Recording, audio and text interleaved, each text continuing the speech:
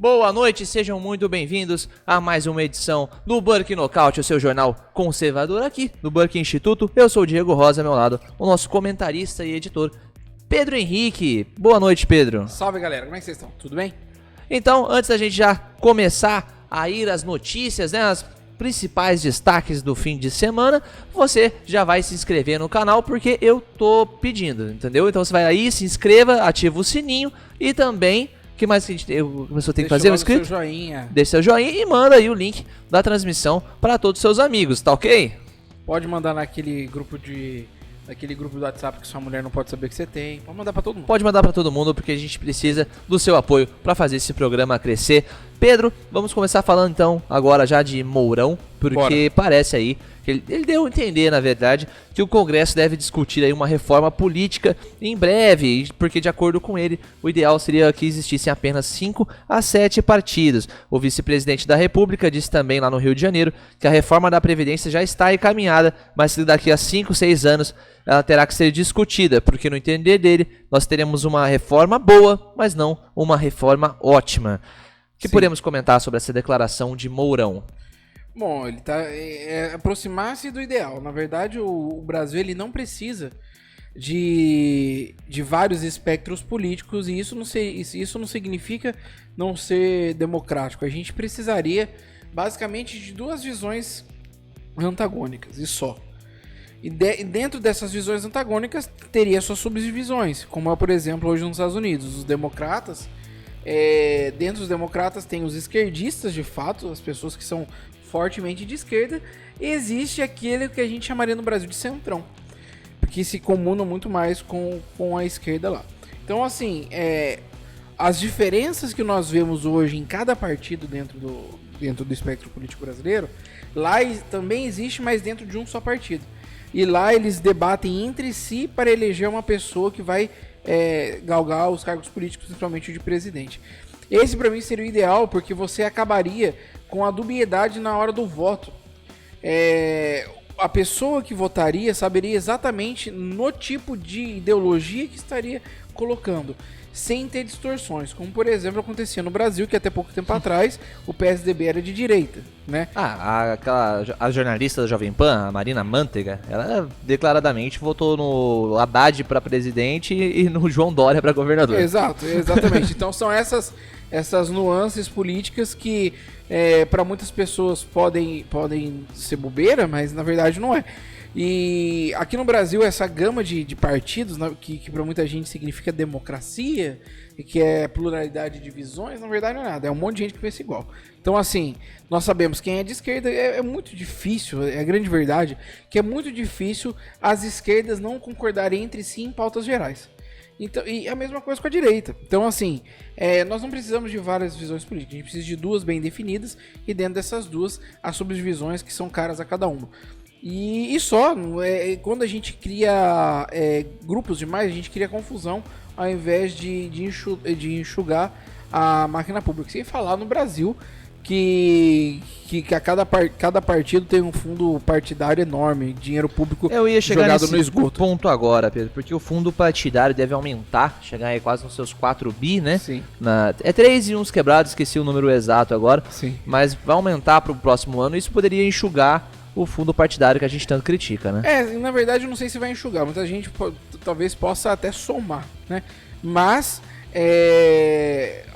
diante de um enxugamento da máquina pública, dos partidos, não da máquina pública, isso é o sonho, você vai enxugar a máquina pública, mas diante do enxugamento dos partidos, talvez a possibilidade de cortar assim, gastos no fundo partidário seja possível. Não que seja viável, né? O brasileiro os políticos vão lutar para tudo quanto é maneira para manter, mas não se justificaria. Isso é um ponto bom. O brasileiro, a política brasileira poderia ser beneficiada nesse sentido. Exatamente. E ainda falando de governo, nós falamos de Mourão. Agora vamos falar do ministro Weintraub, que é o nome que você mais gosta no mundo, né? O Abraham Weintraub afirmou aí que negou, na verdade, né, o plano de cobrar mensalidade nas universidades federais e disse também que vai apresentar nessa quarta-feira medidas de eficiência para as universidades brasileiras. Esse era um boato que veio correndo aí principalmente nas redes sociais nessa semana, né, que as universidades públicas teriam uma espécie de pagamento por parte dos estudantes. O Weintraub veio e desmentiu isso e disse que vai anunciar aí medidas nesta quarta-feira, Pedro. Pra mim o ideal seria que pagasse mesmo, como falei já aqui, as pessoas que têm condições paguem. Então, não precisa desestatizar as universidades, pode mantê-las públicas, mas com uma rigorosa checagem de monetização mesmo, de pessoas que recebem um tanto de dinheiro. Se eu não me engano, tem um modelo, eu não vou lembrar o nome do país aqui agora, mas tem um modelo que se você recebe mais de $2.500 por mês, você tem que pagar as universidades que eram públicas. Eu acho um modelo ideal.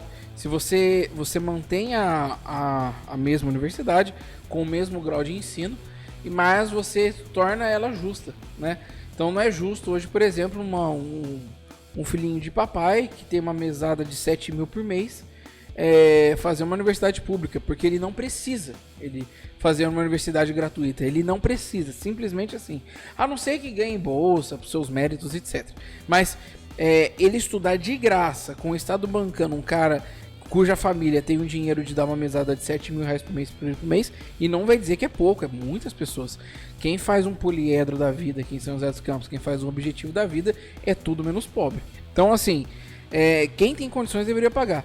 Eu vou esperar, né, até quarta-feira. As medidas de Weintraub. As medidas, porque eu quero ver se são realmente medidas efetivas ou se são apenas durex em asfalto rachado, né? É o que mais a gente vê aqui no Brasil.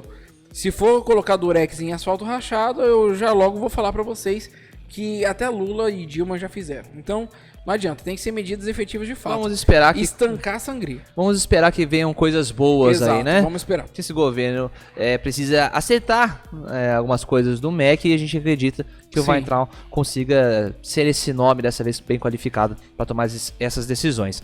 E vamos agora falar de ONU, Pedro. Você que indicou essa matéria com todo o carinho aqui para o nosso programa, porque parece que o Brasil se alinhou a países islâmicos na ONU. Mais calma, eu vou explicar certinho, o Pedro vai comentar, né? O Brasil está se posicionando em fóruns da Organização das Nações Unidas contra o uso de expressões como educação sexual, gênero e serviços de cuidado sexual e reprodutivo em documentos oficiais.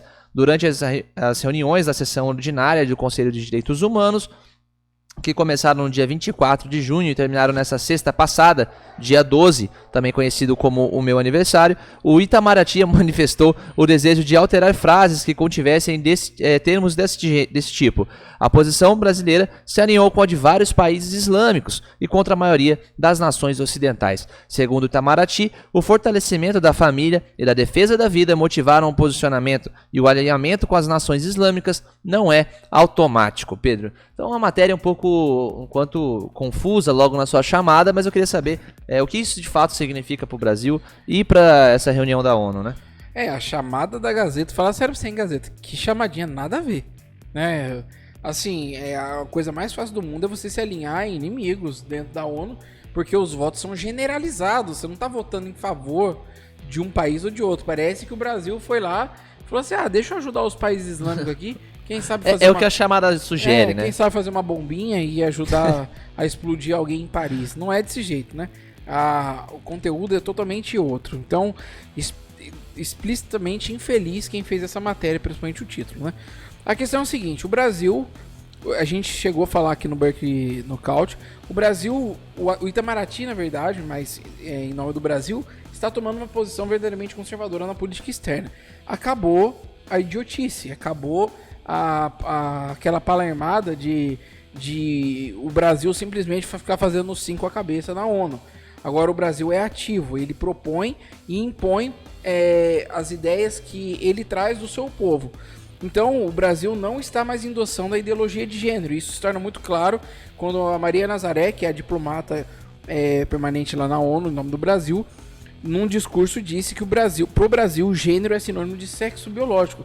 E acabou. É isso. Ótimo. Com essa declaração, você destrói o castelinho de areia da ideologia de gênero, porque o gênero na ideologia de gênero, ele sobrevive justamente da ambiguidade. Justamente por você não definir o que é gênero de fato, você consegue fazer uma maleabilidade de jogo retórico. Quem estudou Jacques Derrida sabe muito bem o que é isso. Então você faz um desconstrucionismo retórico, e com esse desconstrucionismo retórico, você dá a conotação para essa palavra que você bem entender. Então o gênero virou 1000 coisas, e não sendo 1000 coisas, ele é o que cada cabeça pensar. E o Brasil vai lá em nome da lógica, primeiramente, depois em nome do bom senso e da família, e diz, não, gênero no Brasil, para nós aqui nesse país, gênero é sinônimo de sexo biológico. E outra atitude que o Brasil teve também é que agora nos passaportes vai estar escrito genitor 1, genitor 2, e não mais aquela ambiguidade, né, para trocar pai e mãe, coisa do tipo. Aquele cardápio de pessoas, exato, de coisas, de opções ali, né? Então já está definido. O Brasil já definiu o que é para ser posto naqueles espaços. Então, novamente, elogiar a postura do Itamaraty, principalmente do governo Bolsonaro, de alinhamento da vontade popular. O brasileiro, eu costumo falar aqui várias vezes, o brasileiro, ele não se importa com a ideologia de gênero. A ideologia de gênero é uma pauta para quem está na universidade, pra gente que é lacradora na internet, mas o povo, o brasileiro, aquele que paga a conta e faz o Brasil rodar, ele simplesmente está cagando se o João se sente como Rosana. Se o seu Joana. Se o seu vizinho, quando dorme, ele sente amores incondicionais pelo seu outro vizinho. O cara que ele acorda 4 horas da manhã e volta 6 horas da tarde do trabalho, ele não se importa com essas coisas. Ele não quer saber se de noite o seu vizinho gosta de mudar de nome ou de sexo. Acabou. Então, o Brasil se porta realmente como um país conservador. E se nesse se portar como conservador há um alinhamento acidental com países muçulmanos, que seja. Coincidência. Que seja. O Brasil também já se alinhou com Putin várias vezes em decisões quando o Brasil era gerido pelo Lula e pela Dilma. Então por que a gente não pode momentaneamente se alinhar com países muçulmanos? E deixar aqui pra deixar com mais raiva ainda quem tá assistindo a gente não concorda com nós. Sempre tem os haters, né? Parabéns para os muçulmanos que também acertaram. Sempre tem os haters que vêm aqui xingar a gente de babaca, né? Exato. É a esquerda do amor, a paz e amor. Exato, tá vendo? Hoje nós estamos sendo multiculturais e aceitando a opinião decisões muçulmanas, né? Bom, e foi muito bacana você ter falado da questão da ideologia de gênero, porque esse mês nós subimos um e-book, né, Pedro? Sobre o assunto, parcialmente escrito por você e também pelo professor Aramis de Barros. 2 ensaios sobre o assunto. Lá no Meu Clube Conservador, que você que assiste aqui, que acompanha o nosso jornal diário, né, tem desconto na primeira mensalidade, um descontaço, a assinatura do Meu Clube Conservador, a assinatura virtual, onde você tem acesso à plataforma de cursos, onde ficam os e-books também exclusivos aqui, as palestras. Ela custa R$ 29,90 por mês, mas para você que nos assiste, nos prestigia, ela sai por apenas R$ 4,90 na primeira mensalidade, se você usar o cupom de desconto Burke Knockout, que está aqui na descrição. O link está aqui, o cupom está aqui, então você vai lá, insere lá o cupom R$ 4,90. Se você não gostar da plataforma por algum motivo, isso não vai acontecer, nós temos certeza, porque a plataforma está sensacional, você pode cancelar a sua assinatura sem nenhum tipo de taxa ou burocracia. E também, né, a gente falou, esses foram os conteúdos desse mês de junho. No mês de julho, nós trataremos sobre escola austríaca, falaremos sobre economia liberal em nossa plataforma, né? Para você que assina o kit clássico, esses 2 livros chegarão na sua casa e também, né, na plataforma virtual, que também o kit clássico também contempla essa plataforma virtual, o curso e sobre a perspectiva liberal na economia, né? Como que é o nome? O curso me fugiu mesmo agora. Eu esqueci. São os pilares conservadores da economia. Alguma coisa desse gênero. O curso está sendo produzido já, está ficando muito bacana. Bom, então use aí, conheça a maior plataforma conservadora da América Latina.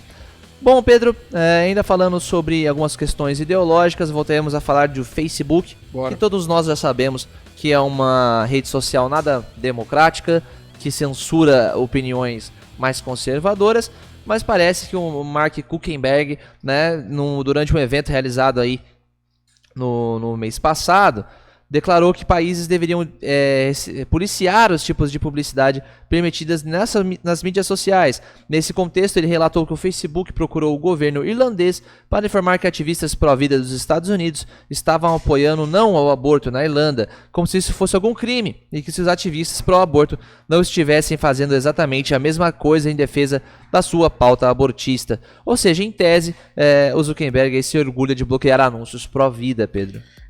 Isso aí pra mim é claro, o Zuckerberg ele deixou claro que a posição do Facebook, né? O Facebook ele é abertamente pró-aborto e agora não se trata de uma elucubração de um conservador. Se trata da atitude do Zuckerberg, da Zuckerberg, por favor. aberta de como é que ele fala sobre o assunto. Vou contextualizar a situação. Teve um evento chamado... Qual é o nome do evento? Eu vou puxar aqui, só um minutinho. Não, o evento não tá aqui na... Eu vou procurar pra você. Sim, tá no nome... Teve um evento na Irlanda e nesse evento ele palestrou. Uhum. E nessa palestra, num contexto que ele estava falando sobre o controle de mídias dentro do Facebook, ou seja, já estava errado, né? Como é que vai controlar mídias dentro do Facebook? Aí ele cita a situação de que...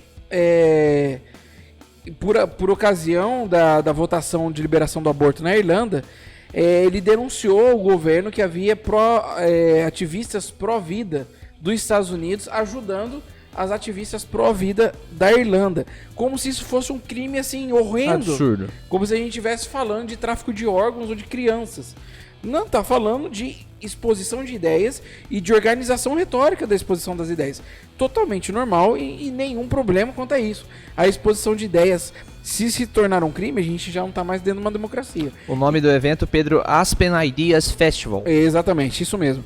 E ele falou que denunciou isso e provavelmente, se ele denunciou isso ao governo, provavelmente, e com muita certeza eu tenho para afirmar isso, ele também tomou atitudes de bloquear os discursos pró-vida dentro do Facebook. Pelo menos naquele país.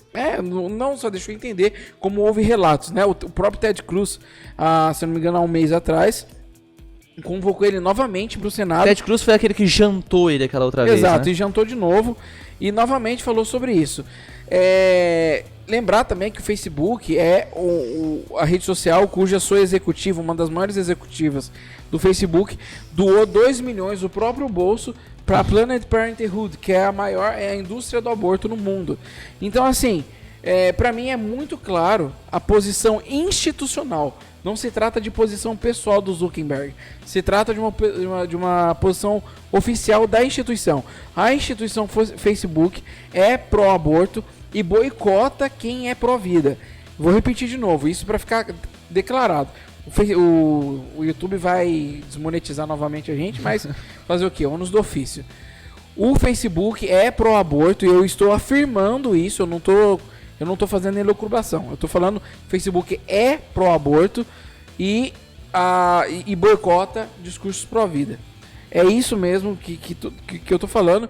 E pra mim isso é muito claro. O Zuckerberg, esse que é o tipo do caso do bêbado que vai no bar e acaba contando a senha do seu celular, contando a senha do banco, né? Lá vem as histórias. Não, mas é exatamente isso. Comparações. É o cara que bebe muito e acaba falando demais. O Zuckerberg se empolgou lá na palestra, falou que não devia e agora deixou claro para todo mundo.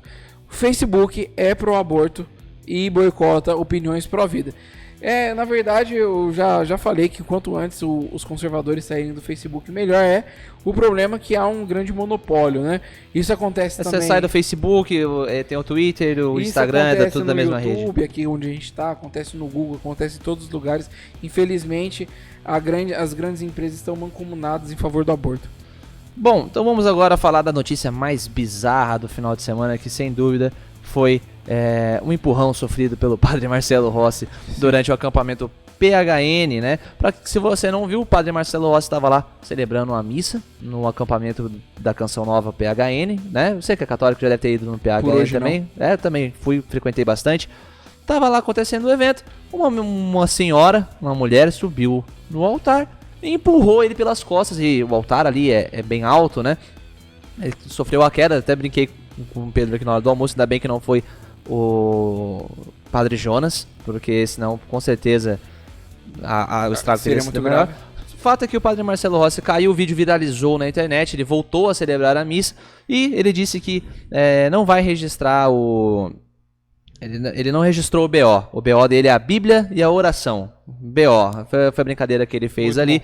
Mas o fato é que o religioso foi empurrado do altar e a Canção Nova sim, fez um registro do BO e o fato que a mulher alegaram que a mulher tem problemas mentais. Seriam os mesmos problemas mentais de Adélio, Pedro? Pois é. Na verdade tem que investigar isso com muito calma, porque não pode se fazer um julgamento prévio no sentido. Tem gente que já falou que era o demônio, tem gente que já falou que era loucura. Acontece, né? Tem gente que fala de um monte de coisa, mas tem que ser investigado a fundo. É uma moça que já possuía problemas psicológicos anteriores, né? Ela tem crise, segundo a matéria que eu tava lendo há pouco, ela tem crises de bipolaridade, tem um monte de problema psicológico. É uma verdadeira caixinha de Pandora. Tipo o Luiz aqui. Exato. Meio bipolar. Ele tá rindo, daqui a pouco ele fica bravo. Ele tá me olhando bravo. Nem sabe por quê. Agora ele sorriu, tá vendo? É desse jeito. Então, assim, a mulher tinha problemas psicológicos, investigar isso com calma e elogiar a postura do padre também, né? Que voltou a celebrar a missa e usou da sua caridade cristã. Tá tão difícil arrumar o caso, né? Tá tão difícil arrumar bons sacerdotes. A mulher vem e me empurra o Padre Marcelo. Um dos poucos que sobraram. Então. Um dos poucos que sobraram. Faz isso não. Tem um tanto aí pra você empurrar, mulher. Não vai empurrar os outros. Vai empurrar o Leonardo Boff. Lá na Amazônia tem vai empurrar os Leonardo Boff da vida, né? Exato. Mas aí fica os nossos desejos de melhoras pro Padre Marcelo, que parece que tá bem. Parece que tá bem, né? E se recuperar pelo menos aí do trauma psicológico. Exato. Do susto, que não deve ter sido realmente fácil. Pedro, a gente vai ficando por aqui. Sim. Certo? Voltamos amanhã, que horário? Às 22 horas. Nesse mesmo canal? Nesse mesmo horário, nesse mesmo canal. E é isso. Para falar das principais notícias do dia, eu e meu amigo Pedro Henrique. Você que não conhece o canal, você que não conhece o meu Clube Conservador, já disse, usa lá o seu cupom de desconto. Isso. Não perca essa oportunidade, que essa promoção é por tempo limitado. Se inscreva no canal, deixe seu joinha. Esperamos você aqui amanhã às 10 horas, tá bom? Pedro, encerra aí do seu jeito clássico. Galera, fiquem com Deus. Caso vocês não acreditem em Deus, não importa, ele não precisa da sua crença. Tchau, Luiz. Burke Instituto Conservador, levando conhecimento e liberdade intelectual. Siga-nos em nossas redes sociais e se inscreva em youtube.com/Burke Instituto Conservador.